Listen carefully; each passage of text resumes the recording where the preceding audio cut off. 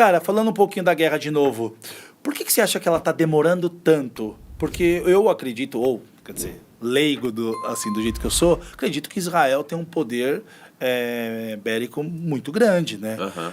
Poderia já ter acabado ou não? A sua opinião, gostaria de saber.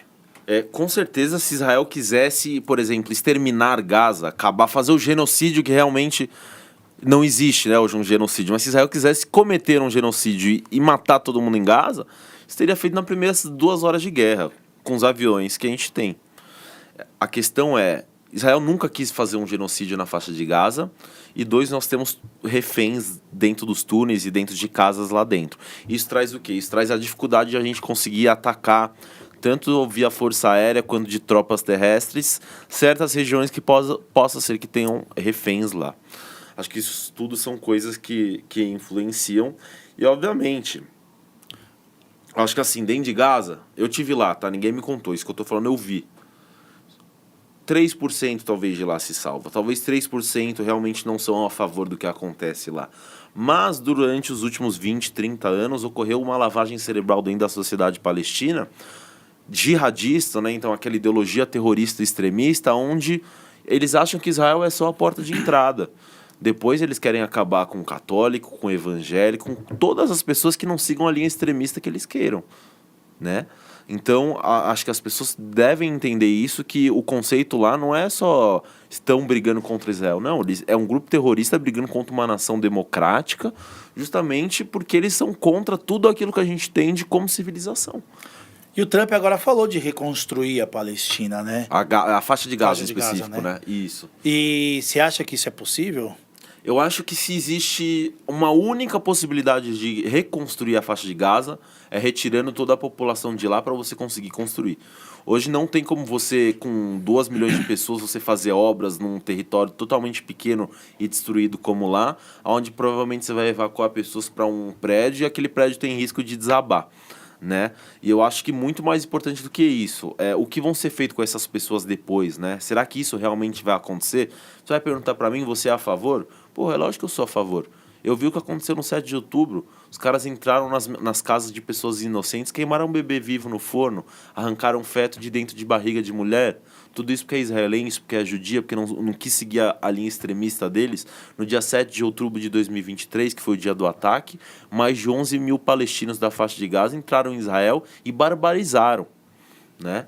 Então, se você me perguntar o que você acha que é a melhor solução, para mim, falando como um israelense, eu quero que eles vão embora. Entendeu? Porque já tiveram a possibilidade de fazer paz e não foi uma vez. Há quanto tempo dura essa guerra Hamas e Israel? O Hamas ele tomou o poder em 2005, né? Dentro da faixa de Gaza. Desde então não tem mais eleições lá dentro, eles reinam ali pela lei do mais forte, são eleições para inglês ver, né? Onde eles falam que teve. Mas eles tinham a possibilidade de ser a Dubai do Oriente Médio. E todos os bilhões de dólares que entraram lá foram usados para infraestrutura terrorista, túnel, armamento, bomba. O que predomina a riqueza deles, assim? Hoje, sobretudo, são doações internacionais. Então, você tem bilhões de dólares enviados pelos Estados Unidos, pelo Catar, por outros países árabes, por ONGs. E acontece que esse dinheiro ele cai no colo do Hamas, porque o Hamas ele é o governo lá, então é um grupo terrorista que ele tem acesso ao Departamento de Saúde, ao Departamento Militar, às finanças. Tanto que se você pegar os líderes do Hamas que até então estavam vivos, os que não foram eliminados, eles moram todos em hotéis 5, 6 estrelas no Catar. Nenhum deles moram em Gaza. Então a população está lá abaixo da linha da pobreza, lutando, guerreando dentro da ideologia extremista que eles foram influenciados, onde os líderes mesmo estão gastando milhões e bilhões de dólares em hotéis 5, 6 estrelas pelo mundo. Qual foi o momento ali que você foi convocado? Você foi convocado ou você se apresentou? Eu fui convocado já no dia 8, né? Um dia depois. Acontece que no dia 7, na madrugada do dia 7, quando eu vejo a dimensão do ataque, ali eu já tomo uma decisão que eu ia voltar para Israel, sendo convocado ou não. Eu já imaginaria que iam me convocar, porque durante meu serviço militar obrigatório, eu tinha ficado 3 meses na faixa de Gaza operando lá. Então eu já tinha experiência naquela fronteira, há 5, 6 anos atrás a gente está falando. Então na madrugada do dia 7, 7 de outubro de 2023, quando eu pego o celular e começo a ver os vídeos do que está acontecendo lá, eu já tenho noção direto da dimensão do ataque que é. Obviamente não que ia ser algo tão barbárico e tão sangrento, mas eu já tinha noção que aquilo ia evoluir para uma guerra e que a gente ia invadir Gaza. E naquele ataque que teve lá, né? Tava tendo até uma balada eletrônica lá. Uma rave, né? Uma rave. Tinha pessoas de várias nacionalidades, brasileiros, né? Inclusive, acho que o pai do Alok tava lá tocando ele também. era um dos organizadores, né? E tinham não só brasileiros, pessoas do mundo inteiro lá, né? Nós tivemos alemães assassinados, brasileiros. Tem um documentário muito bom que é da Brasil Paralelo, que eu indico das pessoas assistirem. Vamos colocar aqui na tela. Gratuito no YouTube até.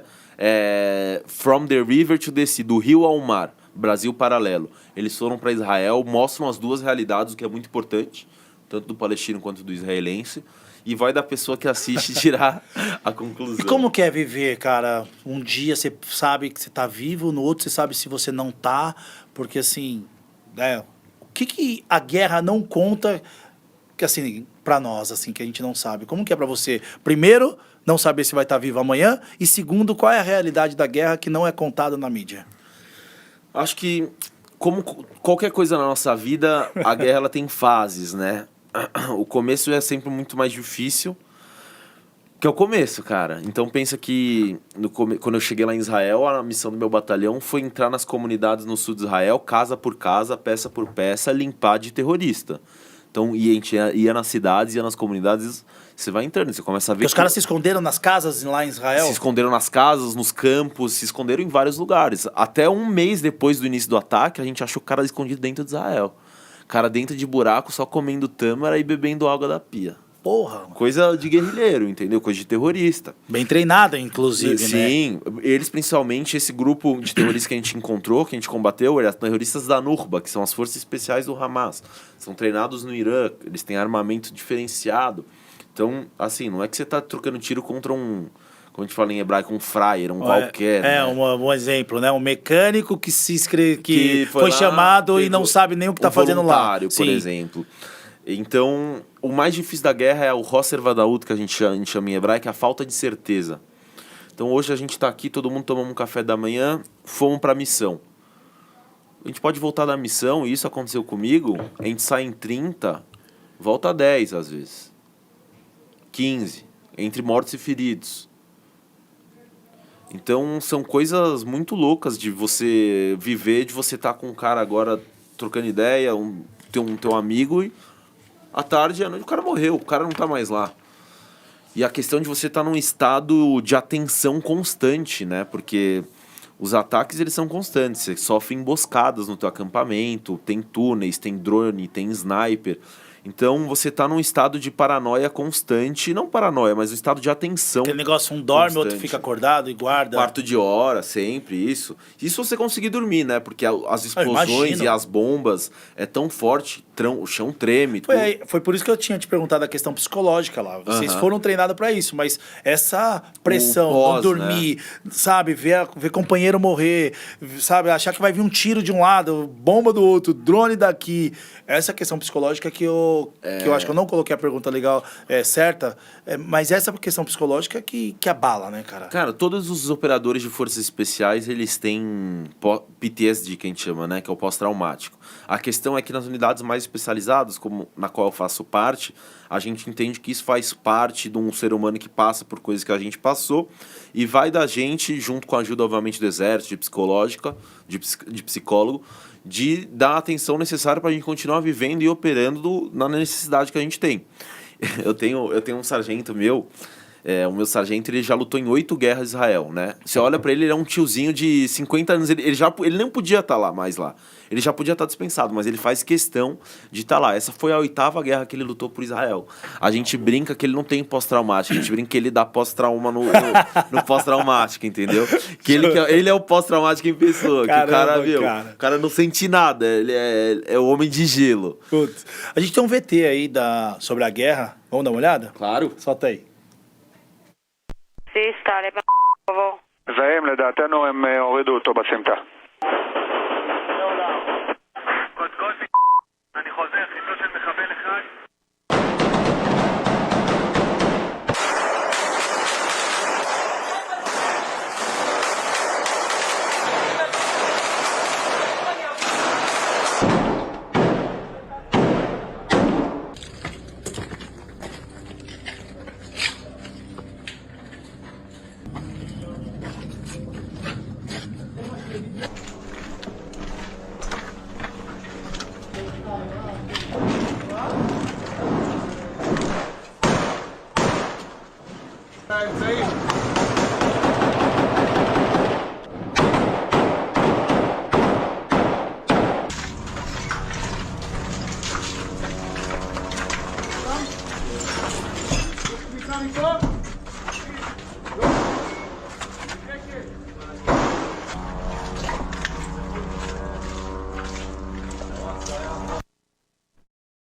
Não tem reviver, né? Caramba, cara. Eu até falei aqui no microfone, tava ligado, falei que parece Call of Duty, cara. Tipo, nem parece real, né? É muito, muito louco, né? Principalmente depois quando eu vejo esses vídeos, acho que assim, quanto mais tempo vai passando desde que você saiu da guerra, a ficha começa a cair pouco a pouco, né? Como eu fui capacitado e treinado num batalhão de forças especiais, nossa realidade é diferente. Então, a partir do momento que você me coloca numa zona de combate, minha cabeça vai funcionar totalmente diferente do afegão médio, vamos Sim. colocar assim, né? Do brasileiro, da população média. Mas não é fácil, cara, não é fácil. Com certeza a parte psicológica é a mais difícil, né? Falando da parte psicológica, falar assim, qual foi a cena mais chocante que você viu nessa guerra enquanto você esteve lá? Ou se você viu pela TV alguma coisa, Mas você fala chocante, isso. com certeza foi no dia que a gente sofreu uma emboscada. Perdemos cinco colegas de uma vez, mais 5 feridos gravemente, 2 gravemente, 3 moderadamente. E eu lembro que eu tava atirando nos terroristas que estavam fazendo a emboscada. Eu tinha uma mira especial, 3x4, uma COG. Então eu conseguia ver a uma distância muito maior do que os outros soldados conseguiam ver. Era a minha função no pelotão, né? Eu era caçador, que no exército brasileiro chama. Tem alguém que tem uma arma um pouco mais pesada, com munição mais pesada, um rifle, uma mira, um apoio para você ir na frente. Mas também é um grande alvo, né? Porque os caras É o querem primeiro, derrubar o né? primeiro. É o bico, é o ponta de lança, né? Vai eu e vai um amigo com uma metralhadora leve na frente. E eu lembro quando aconteceu a emboscada, a situação acontecendo, eu vi os terroristas, eu atirava nos caras, derrubava. Aí eu derrubei o cara. Que ele caiu, eu jogo minha mira pra ver os nossos soldados sendo resgatados. Cara, aquilo é chocante. Ver metade do corpo só metade do corpo do cara, só acharam metade. Cara sem pelo na cara, sabe? Tipo, só o osso mesmo. Coisas que eu nunca imaginei que eu viria na minha vida, cara.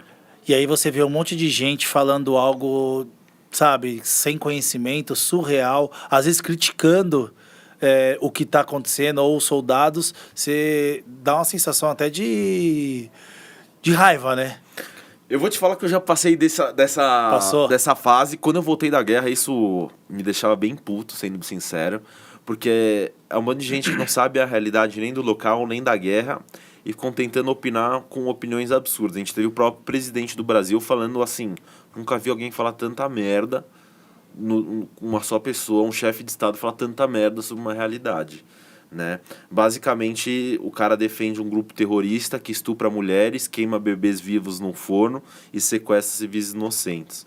E a gente não pode esquecer que tem 5 brasileiros que foram assassinados durante essa guerra, todos eles do lado israelense assassinados pelo Hamas, né?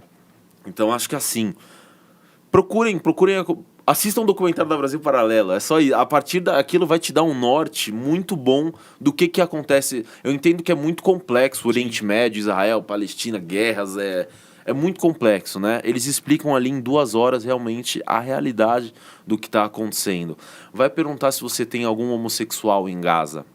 Não existem homossexuais em Gaza, porque se você é homossexual lá, eles vão arrancar a tua cabeça e vão pendurar teu corpo numa moto e levar pela cidade para mostrar que é o exemplo, que é isso que eles fazem como homossexual. Em Israel você tem a maior parada gay do mundo, é a parada gay de Tel Aviv, né? Israel é uma democracia, você pode morar lá sendo judeu, sendo cristão, sendo evangélico, sendo muçulmano, sendo budista, pode ser da religião que você quer. Vai em Gaza tentar ser de uma outra religião para ver o que vai acontecer com você. É a mesma coisa da deputada Erika Hamilton, né? Ela é transgênero, ela fez a transição de sexo, defendendo a Palestina. Vai lá, tenta ser uma mulher, um homem transgênero na Palestina para ver o que acontece com você. Então acho que as pessoas elas não têm noção e vai muito dentro dessa ideologia de esquerda onde eles pegam pautas e eles precisam se agarrar a pautas para falar que eles fazem algo de relevante para minorias. Então, e isso acaba atrapalhando o Mas hoje já não revolta tanto. Ainda me revolta, mas eu entendo que, assim, existem pessoas que aí é do caráter da pessoa, é mau caratismo, entendeu? Eles não estão defendendo o Hamas por causa da história, eles defendem porque eles são contra os judeus, eles são antissemitas, eles não gostam de nós. Porque qualquer pessoa que tiver um mínimo de QI e vê, cara, é só você ver. De um lado você tem caras mascarados, escondendo a cara, botando arma na mão de criança e fazendo atrocidade. E do outro você tem um exército onde você tem mulheres, homens lutando por um ideal, lutando por uma democracia. E o mundo não vê isso, cara? E se vê, por que então não toma atitude? Eu acho que o mundo vê. Acontece que nós temos as lideranças políticas, né, de certos países que, na teoria, são países, por exemplo, a